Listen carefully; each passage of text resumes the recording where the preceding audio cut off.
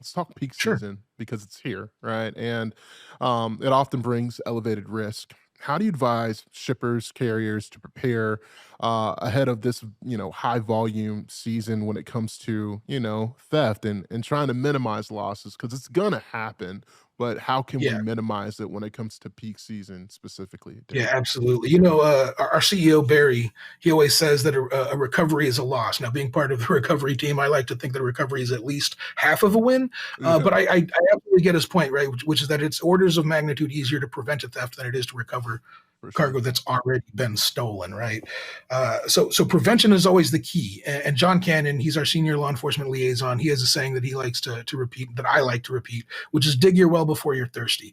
Now, usually we're referring to, building a law enforcement network, making sure you've got the proper contacts, but that also includes, your security landscape, your security posture.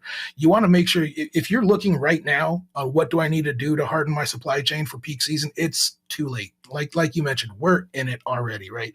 We need to be thinking about peak season in January, February, and March. We need to be building our trusted carrier network. We need to make sure that our operations are streamlined and that security is embedded into that streamlined process. Because, like I mentioned, these crooks, they know how we operate, not just the destinations, they know how the origins operate as well. They operate in the logistics industry throughout the year. They know that come October, sometimes even earlier, they are signing less paperwork, they are taking less photos, they are being briefed less often on security protocols.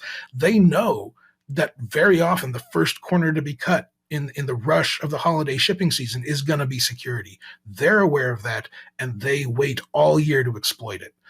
So make sure you're not the low hanging fruit. And again, I'm sorry if you're only starting to think about it now. It is too late.